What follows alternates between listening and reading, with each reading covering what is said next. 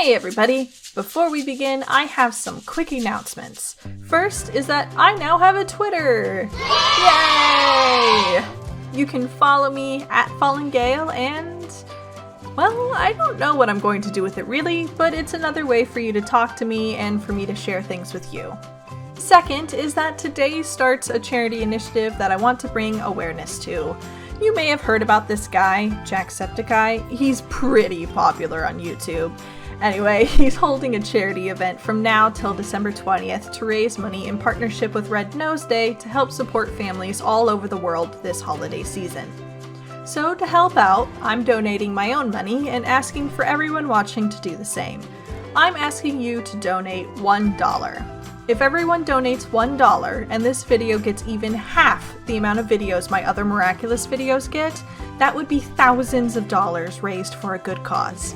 So I will be a bit cringy for charity and ask that everyone be their miraculous best and help out those in need. And let me know in the comments if you do.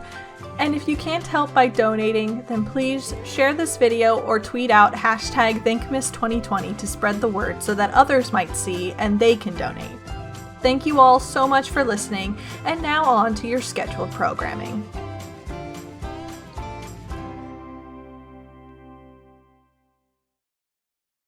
In the beginning, God made the most powerful shape, a shape that would bring mankind to the precipice of greatness. It would be the basis of math, the foundation of society, and the core of romance. God had given us the triangle. But a square is just two triangles together, so even better. Hello everybody, my name's Gail, and today I want to talk about Miraculous's love square, the most powerful and frustrating shape in current children's media. And how could it not be? The love square is two love triangles put together, and what's more frustrating than a love triangle? So today, I'm looking in depth at all four sides of this romantic rhombus to really analyze the love square. Spin this wheel!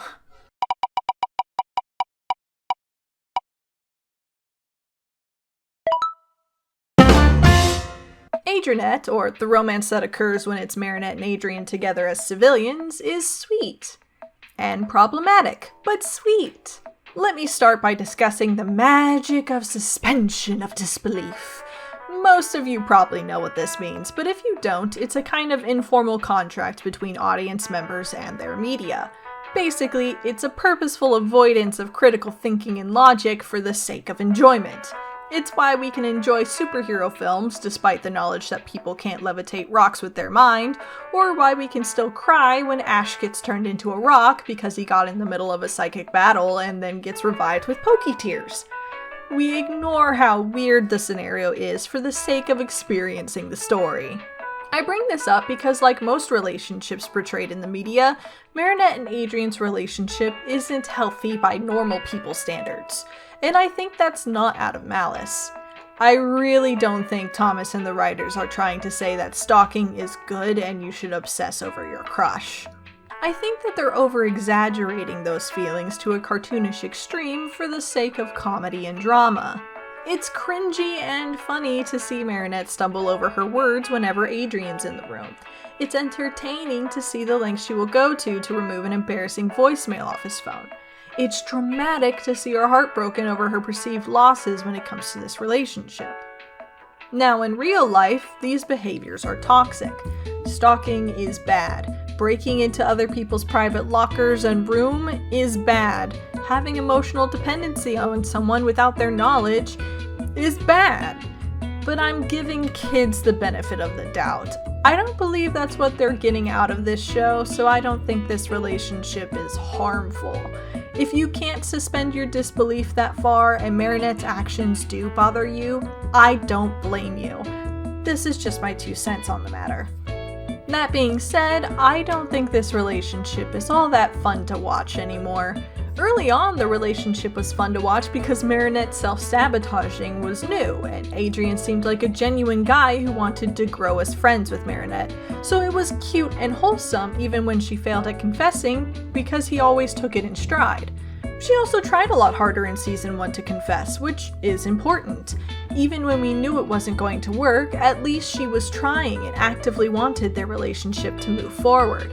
That makes her easy to root for because she's showing conviction in her feelings. But slowly, as the show continued, she started to give up more, especially with the introduction of Luka and Kagami. And moping is a natural emotional response everyone feels and is totally reasonable after so many failed confessions. But it's not that entertaining to watch for long periods of time, especially as that drama is very one-sided. Marinette is feeling hurt that her feelings haven't been able to make it to Adrien, but Adrien still wants to be her friend and seems to only be growing a more favorable opinion of her over time. This one-sidedness works against the show because it makes Marinette seem more desperate and more pessimistic, because to the viewer she hasn't really lost anything. Puppeteer 2 is a perfect example of this. It's a very cringy episode with the whole statue escapade, but the whole episode is just Adrien trying to figure out if Marinette sees him as a friend at all, while Marinette is trying too hard to confess. And that leads to a misunderstanding, which leads to heartbreak, which leads to more moping. And moping and drama is fun in small doses, but it feels like she's been moping for a whole season now and doing nothing about it. And what's frustrating me is that they could be friends. This isn't Romeo and Juliet where they're held apart from one another. Nothing is stopping them from just being friends. I would like that to be where the series takes this relationship next. I want Marinette and Adrien to be friends. Real friends. I want them to be able to hang out with Alia and Nino, maybe play more Mecha Strike 3, work on a class project together, and all that with minimal stuttering, please. I think that'll transition to a real relationship much more smoothly than where they're at right now. Spin the wheel!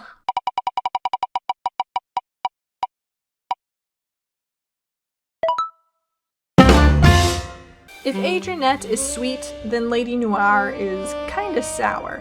Where Marinette and Adrien seem mutually interested in getting closer, albeit in different ways, LadyNoir is heavily one-sided. They work well together, but I wouldn't even call them friends, really. They have the distance of co-workers who enjoy each other at work but would never meet outside of work.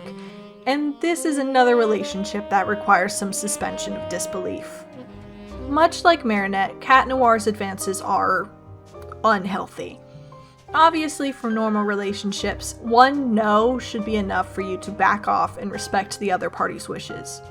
Also, you should never plan a romantic dinner date with the person that rejected you because that's not cute, that's creepy and obsessive.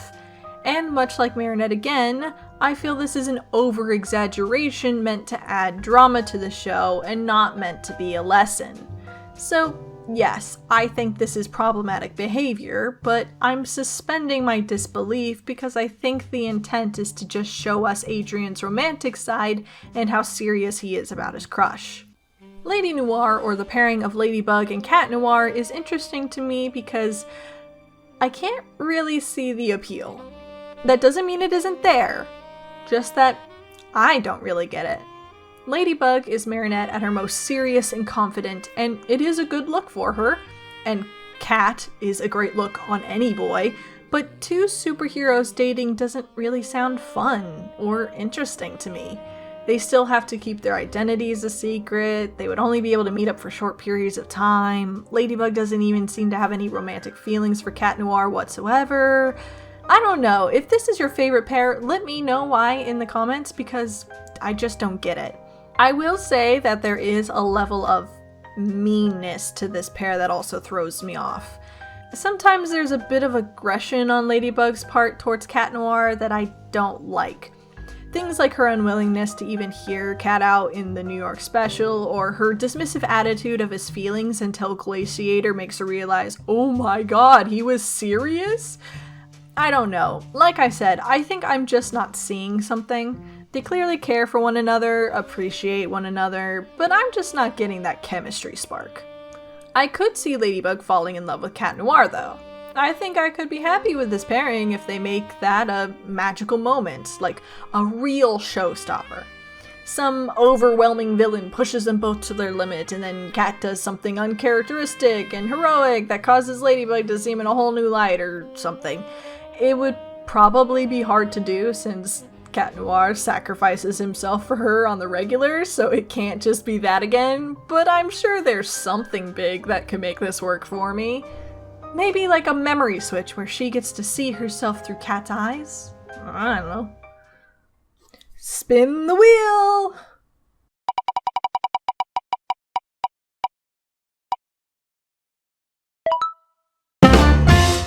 Ladrien, or Ladybug and Adrien's relationship, is the speedrun version of all these relationships. Adrien has a crush on Ladybug, and Ladybug has a crush on Adrien, so put them in a room together, and somehow they'll become a couple, and everything will just work out. No angst, no drama, they'll just be happy, reveal their identities, get married, have 3 kids, and a hamster. In fact, we've kind of seen this basically work in Cat Blanc. Once Adrien knows Marinette is Ladybug, he's all for a relationship he wasn't even considering before. This relationship is the least exciting for me because it just kind of works out. Every time you see these two on screen, it's all doe eyes and blushes from both. No one needs to change or learn something, they can just get together. Which, hey, maybe that's all you want right now. I wouldn't blame you, at least it would be something. But otherwise, I don't have much to say about it. They don't show up together often and never really have a conversation together, so it's just theoreticals in terms of how this relationship would go. Desperado was the longest they've been together, and it wasn't really focused on their relationship so much as Adrien trying to impress her as Aspic and then needing to learn he's best as Cat Noir. And if anything, that episode showed how they both make terrible decisions in regards to each other, so I don't know if that really bodes well for the future relationship. Spin the wheel!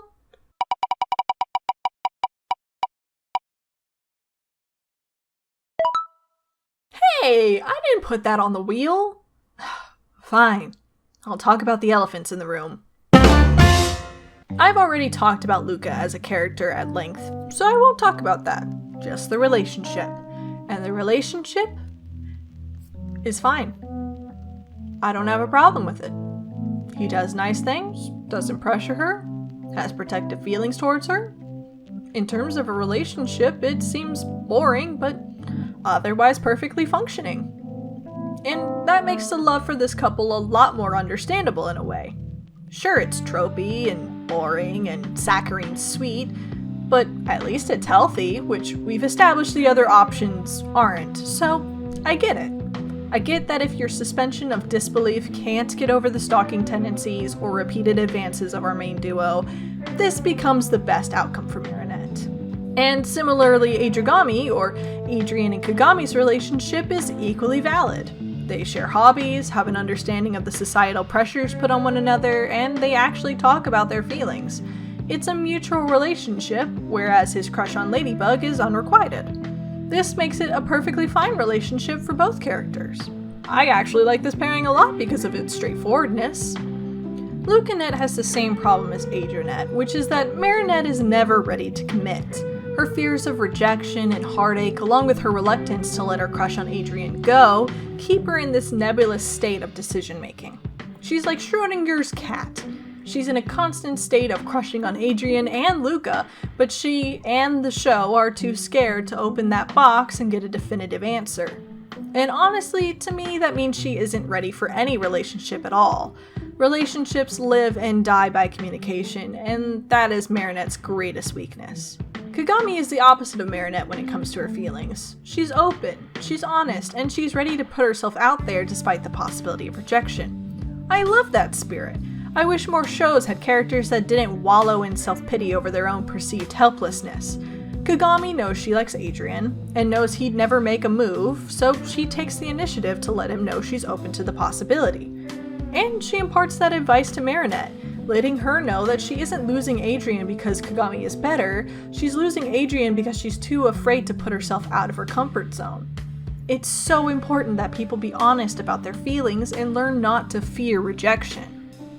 So yeah, random PSA in the middle of your video about cartoon romance drama. If you haven't told someone you have feelings for them because you're scared of rejection, know that you are only hurting yourself. Tell them, and either it works out or it doesn't, but afterwards you can start to heal. If you hold on to your fear forever, you'll never be free of it. But back to the fictional characters we were talking about, basically I like both of these pairings, and if they end up canon, I won't complain. I highly doubt they'd last, because let's face it, Marinette and Adrien ending up together in some form seems guaranteed, but they're perfectly suitable filler relationships. Spin that wheel one last time.